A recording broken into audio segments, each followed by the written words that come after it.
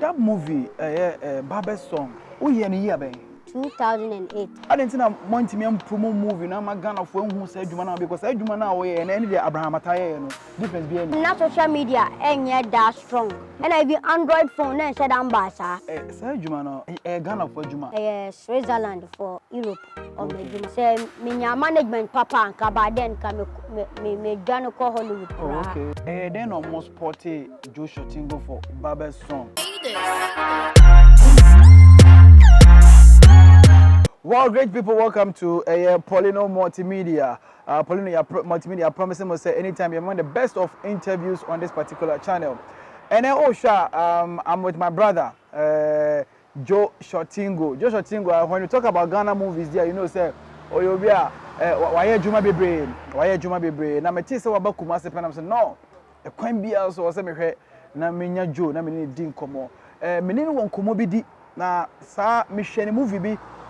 But that movie na me share no, I wonder say when a Joe ASR movie no, or ye no he maintain one sem that until recently them who short videos be on TikTok. Me ne be di ASR movie no hon komo so na ma share the oil Kumasi this time. Enti mon come hona me ne Joe Shotingo enko na ye nkoko di enkomo on Poleeno Multimedia. Joe.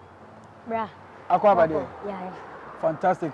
Me de me no share that, but my show movies are share at some places, but in common I share that ended that. Okay. Fantastic. And I will come as over there will come as ye track series, movie series. Okay. And they say ye try more baha. Yeah. Mokas okay. Ye international one or two things I will who social media and ye can once. Yeah. We are one person I think say we started say we movies. Me name artists and as actor and as actresses are only on movie. Almost all the big names in the industry. Yeah. Including some Nigerians, Aki and Popo and stuff. Into you be a experience when you be our industry in papa. But and come on, me person me would di kesepa. Me home movie be a way. That movie I think some one year in Ghana. I saw it on social media. Yeah, Malawi.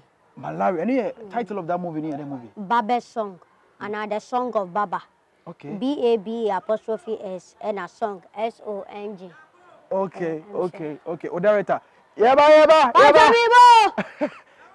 Yeah, do come back to Yeba. You really see any accord? Yeah. The song of Baba. And that's a Baba's song. Okay. And you travel Malawi. Yeah. I'm off from who or TikTok now almost 8. Now so think what quiet international movie bisa na young that. And I'm saying that is it. But we say Ayana not all the stars and I are almost social media inclined. Who have be up or person the social media giddy. Now man phone. But unja nyo obi aso na ya or vibrant nyoma gidi but may build it not me create TikTok no na me share am for video papa bi antumti obi bi say me say Shotingo ankasa dia na so obi na create ama no na me say me dia na so okay na me mama phone hu me na me share say na except of movie na me wono me carton into pieces na me dey ato TikTok no. So me go na ya ma for fe no mo hwe na view followers na ekosoro na me yes member live na ma for hu say store me a wow and then me dey ba live em say 1 month ago okay me dey ba live am for the hu that movie Baba's song how o year ni year ben 2008 and me your Ghana how maintain one sem that sana me say viewers omo hwe so bebre na so and one sem that I didn't know Multimedia promo movie na ma Ghana for hu say adwuma na because adwuma na wo ye na any Abraham Atta no difference be any yeah we just time na social media enye that strong okay and na emum be so too much 2007 2008 na Facebook kra man for nche dey ni account mo and I be Android phone na nche dan ba sa na Android phone and share ambassa within that time na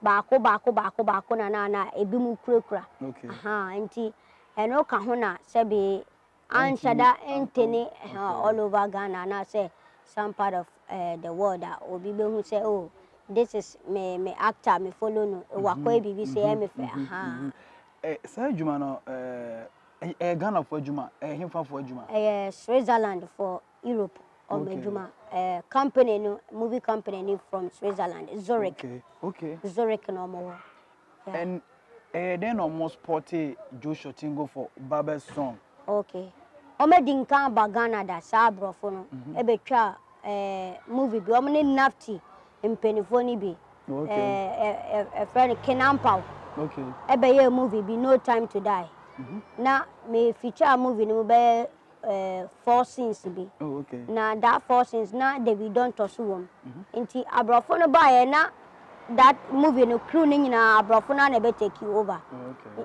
because man wako school in Germany any Switzerland nti o ma abrofo no be boano nti o betwa sa No Time to Die ni wie na me take that you know o betwa movie wo Malawi no no mo pa akra o short say guy na menene na mo wo we na o flow okay but o hwe ya o audition na o menya o ye no audition wo Ghana ha Debi Malawi ho no okay so Malawi ho no person mo twa sa story no and o ye audition you know o menya then they called me Kenampao and Kenampao Fred David Donto said the guy we came to Ghana some time ago 2006 omo ba Ghana na sa time no kwa dem wo school mu afina me be wie a sha say o KUMAWOOD okay but nti me gani fi school kwa dem ko twa sa movie no nti omo ka say that guy na o feature movie ni mu be 4 scene omo hia no because by then abrofo no hu say I was very good okay nti omo no request fee papa no and ono so contact David Donto and David Donto friend me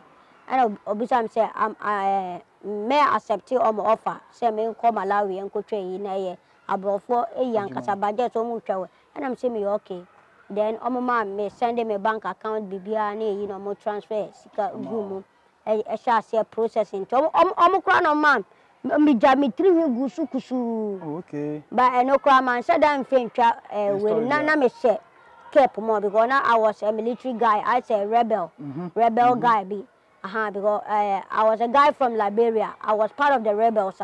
You feel why you bar refugee camp. Me feel refugee camp no. I can't na ma bonten street life rough up. Until now I say me a refugee guy. Me ni so rebel guy. Until we na me she come. Yeah, me so na she come. Yeah. Until omo fly me from Ghana to Malawi. And yeah, they share so. Wow. Particular movie characters are only adwuma no Ghana for mo na mo yesen me ko na me Ghana ni unko na we Ghana ni wo da Baba's song me ko na me Ghana international characters ni so bi hwan ni hwan Malawi for and Swiss Germany for and one superstar or a Hollywood superstar friend Franca Potent obi betumi agogo ni di Hollywood movies bebre or play leading role Franca Potent Franca Potent she was a guest star in the movie until now ono so almost fly ni fi Hollywood nearby Maka say it was a big time project 2008 or something anti Ghana for ye ntimi am ma obi e ohunu adwuma no like Joshua Tingo etimi because Maka say amam for say mon kodam ko hwehwe that song omo call TikTok platform omehu accept them omehu say very nice hona me hwe nam say so Joe why adwuma we wo Ghana ha and like award bia and man free both Ghana and outside no omo nominate here Hollywood for ba omo nominate o movie China for ba omo nominate Bollywood for ba omo nominate but yeye dey na win award because competition na tight all right Hollywood for them say Bollywood and em so munya award but yenya small accreditations ni and me no me part me Rona me play particular no e ma brofo no mani soye it's like all over Swiss into about Swiss TV Swiss TV ebo enumere mo be ma news no entertainment news na me wo so na me Switzerland na Swiss superstars ni bi na e wo movie ni ya wo ni fie na ye hwe we no e wo ni fie intina director no kwa ni agye me ho kese ode ni sa omo de ope wa sema no ode ni sa fifa sa na brofo no ye nti from there na me hu say all over Swiss omo entertainment newspaper no Omo de me abem. Wow. Say an outstanding character be in Deben Babel's song, then the movie is from Ghana, then almost to a whole lot about me. Oh. And we dem a copy, me bo modern because TV need them meant to me record it by then. Okay. But paper need them a copy the by Ghana. Wow. Ah, me picture me boom. Ah, on my church me one seminar idea. So all over Swiss, you know, you call Ben, like if I say region. One from Zurich you call Ben, I premier, call baby break or premier. But no. But grand one, Ankasa, grand premiere in Ankasa Locarno Film Festival, and almost every August, September. Okay. I was a Switzerland war. Okay. Hollywood, Bollywood near that, a very big place. Mountain a screen, to say dime. Okay. Now, almost the watchdogs. Now, war no buildings, and almost the wall. I want around that time, no, that building's now so a hotel. Okay. So if you want to come to that film festival now, the whole area to say be a square hanging a film festival, and almost branded the film festival colors in all buildings in hotels in How did that baby? Bro, fantastic. Bro, obi to me go home before I be premiere movie no on at the festival no, a 1 month festival. Screens in a grounds no ho kakra no. Obi ko hu pe no ohun wo krom kakra ano ko mu tumi che oska no mo talk abrafo de some style bi o o ma hu se wa ye adwuma o hu bro the experience there no hu say yes autographs ni ade oh yeah e premiere we na autographs we abrafo no obi tumi ma ni sisi echi na wo de maka na wo de na mema oh ema wo na wo san wo ema wo mebu ne ball kura obuwa ni book obuwa ni nsaho oh just say almost salai abrofo kwa na me sign autographs and gift ni nyoma ewo mu so de bebre na before we ba festival ho no grounds ho no hotel ya prepare the stars of festival no baby amoda ne mo document ni ade ni tag ni nyoma ya mamo ni bag masajai everything branded Locarno Film Festival. Wow. Who document ya dia to dia ma wa hu say yes abrofo omo hwa nipa so we star na say we movie ya omo hwa nipa to some extent hu say na to abonten ha de lawu no but na make say into hu say adwuma wa ye wo Ghana ha nyina no how I was saying Ghanaians is treat you as an actor adwuma wa ye as an actor no sa you know unya oh ha de minya say ni nyina begina management say minya management papa anka ba den ka me dwan ko Hollywood kra okay but na we try na we need good management na mini management anka sakra ka management anka by this anka Hollywood and I think say you can do it because you can say flow flow there you have it and that movie omo ye Beast of No Nation so that time no omo ye say somebody audition in Ghana omo ye bi wa na some ye bi wo Nigeria ani ade that where were you okay me mante ho popo ye bia wow me hu ya ni so mu twa omo ye audition in Ghana nya wan chefe no hu ya say omo twa because I wonder because we should movie now characters that small boys nanka ye probi wo mu bia it should be you and I want to watch and all compares our two movies now. Time we share Beast of No Nation also share there now. Who difference be? Difference in a woman a two now a war Beast of No Nation and then na different from here but here difference in shedding them street children and to quite see here in Africa a render amount for homeless. Okay. Me na me a rebel from Liberia into Kwasi Liberia and I me ko join a rebel for no into na me shekamo wo hwe movie ma me shekamo any omoche and me belande me ho a Malawi a refugee camp into omo ma ya ko refugee camp ankasa na ko twae abrofo omo pe bibia that e be we this year omo pe bibia omo pe ne french to omo ko refugee camp any omo ko kasa na omo bibia activities omo ye wo ho then they infuse it in a movie. To say, okay, some except in a way now. Baby refugee camp, it gave me the opportunity to like I toured all over Malawi. Okay. And Tanzania, Mozambique, because across the borders of Malawi, I say, bordered by some countries. Okay. It was a whole experience. Wow. Minyanka many shooting will be doing common. Alcohol cheaper, kakabet, or set. And your money break it when I'm training a one corner. And a mammy yes, and a minute and common kakabet. Me a part 2. A band part 20 because director Geneche, mammy second, I say, Uhiano for shoot. Joe. You be part 2. Before 7 corner, you be part 2. And Mammy Jao now feno, but Kabuka catch your fans. Next come as I'm moving, Baba song, and Obion should be Uncle Pebby share. Very nice movie.